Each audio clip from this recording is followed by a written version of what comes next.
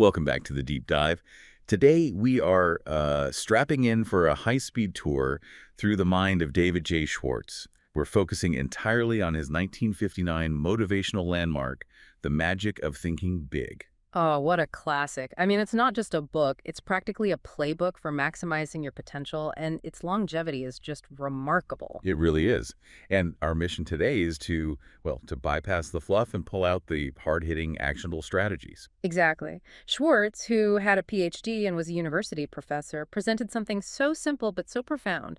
He basically said your success isn't about your IQ or your background. It's determined by the size of your thinking. The only real barriers are the self-imposed ones. That's the core thesis. So if the size of your success is linked to the size of your thought, we need to know how to scale that up. Okay, so let's start at the very cornerstone of his whole philosophy, which is belief. Belief is absolutely the starting line.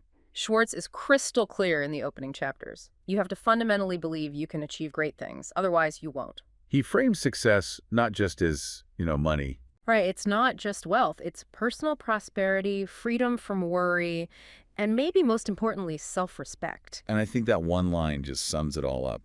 Believe big and grow big. It sounds so simple, right? It does, but the book is filled with these anecdotes that really illustrate it. Like, Right? what about that young mobile home saleswoman? Yes, she had no network, no capital, nothing. The doubters, the sort of average thinkers, would have just written her off completely. You would have predicted total failure. Absolutely. But she had this relentless belief in her own ability. And that conviction, it just manifested as determination. She tried things nobody else would. She moved her own proverbial mountains. So the believers are the ones who actually achieve what seems impossible. For you, the listener, the first step is, it's pretty straightforward. Think success, visualize it. And then you have to recognize your own worth and set some truly ambitious goals, the kind that scare you a little bit. And that leads right into self-perception. In a later chapter, he says, you are what you think you are. It's so direct. So your internal dialogue dictates your reality. It does. If you tell yourself you're incapable, you'll act that way, and the world just reflects that right back at you. It becomes a self-fulfilling prophecy. This connects belief not just to your mind, but to your body. And we get to that famous or maybe infamous advice, dress right. You can't afford not to. Yes. He literally argues that looking important fosters important thinking. And this is fascinating because it connects his ideas from 1959 to modern psychology.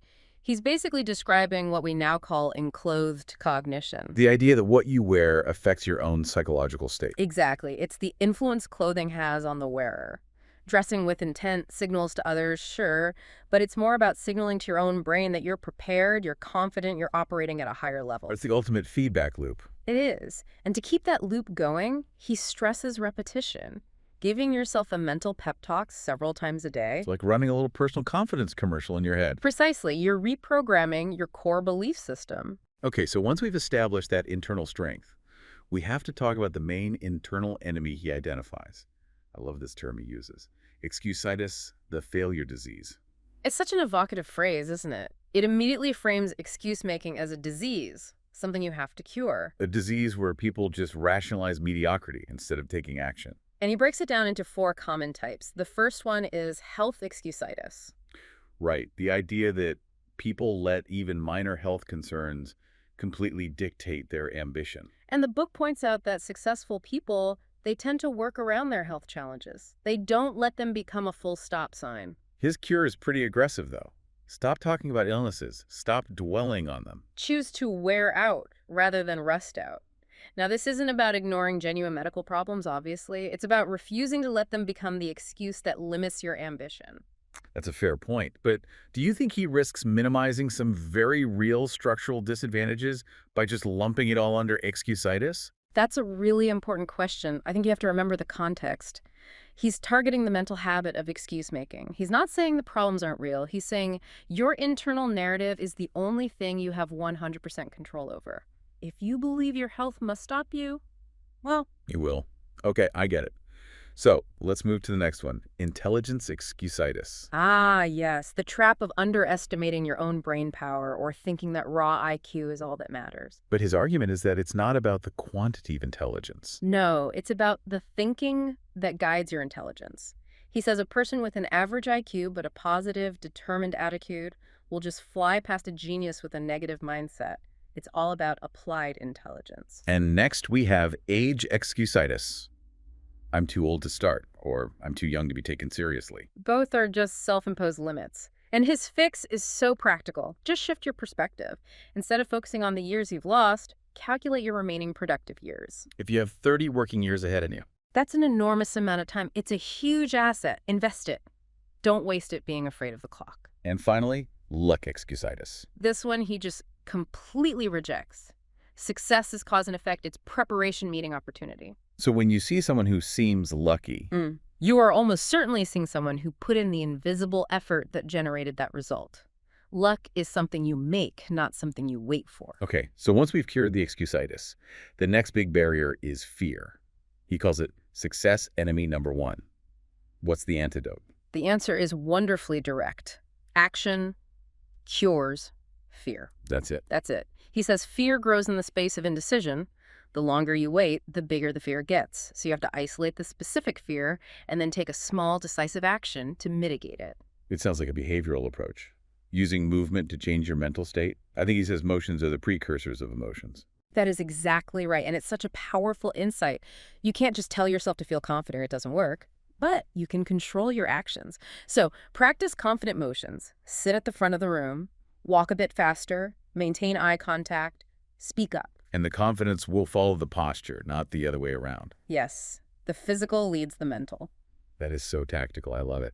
So we've built the foundation with belief. We've removed the anchors of excusitis and fear. Now let's get into the strategy, the actual mechanics of thinking big. The core idea here is that your success is always proportional to the size of your thinking. It has nothing to do with your background or your degrees. The biggest sin is selling yourself short. That self-imposed ceiling again.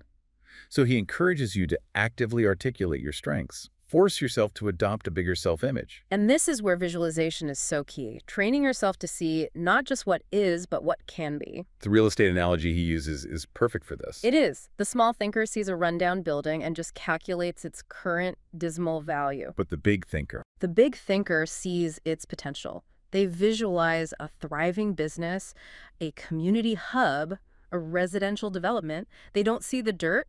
They see the value their vision can create. That transformative vision is the very essence of creative thinking, which he defines not as some, artsy gift. No, it's just finding new and better ways to do anything. And the first step to being creative is to believe it can be done.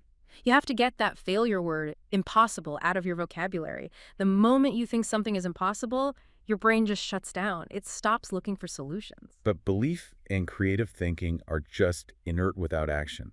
This is why Chapter 10, Get the Action Habit, is so critical. We have to move from visualization to activation. Yes, the world is full of decisive activationists who get things done and passivationists who are, trapped in mediocrity. And he is completely uncompromising on this. The only difference is whether you act now. The case study of CD is such a potent warning. Oh, the man who waited over a decade for the perfect moment to start his business. The market changed, capital dried up. Yeah. He never launched. The idea just died. And that story is a huge warning sign against procrastination that's disguised as caution. His core principle is so powerful. A simple plan acted upon surpasses an excellent but unimplemented idea. Perfectionism is just fear of failure in a fancy suit. Right. Activations just start. They know they'll refine as they go. They have a now mentality. And that action needs a target, which brings us to goals. Actionable dreams, as he calls them. He suggests that 10-year visualization, right? Yes, a very structured one.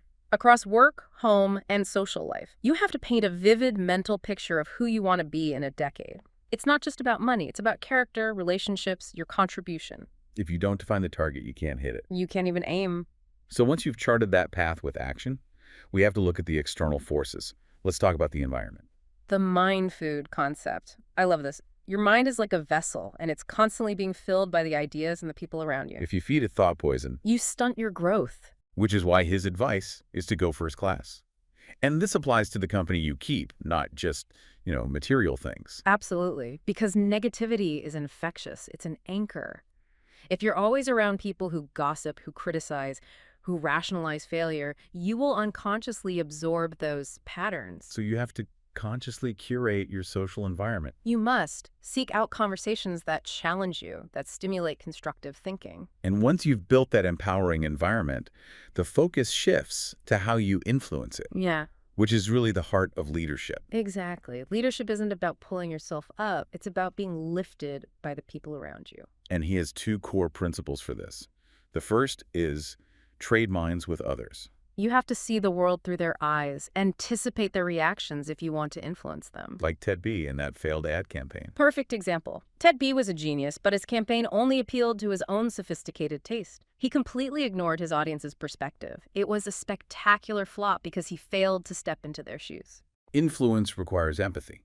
What's the second principle? It's the human element. Think, what is the human way to handle this? The best leaders act with compassion and respect, even when making tough decisions. Like John S., the manager who had to fire an employee. Yes, but then he spent his own time helping that person find a new, better-suited job. That single act of respect built immense loyalty with the rest of his team. It's leadership currency. It really is. Finally, we should touch on reflection. The need for quiet thinking. Managed solitude. He says leaders especially need dedicated time to confer with themselves. In a world of constant noise and reaction, you have to carve out time for deep, uninterrupted thought. It's how you stay proactive instead of just being reactive. This has been just a fantastic deep dive. We've seen that success starts with belief. You have to cure excusitis, action beats fear, and thinking big means managing your environment and influence. And we have to end on the reality of setbacks. Schwartz says defeat is only a state of mind. The Mr. Success learns from it and just keeps going. It's the cost of an education. That's such a powerful idea of resilience. We've talked about his formula for building internal conviction and external support. But this does raise an interesting final point for you to consider.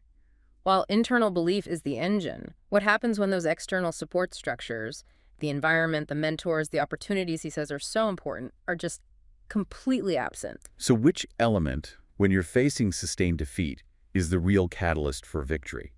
Is it purely that internal conviction to think big? Or does the external environment ultimately set the limits of what even the biggest thinker can achieve? That is a question worth spending some managed solitude on this week.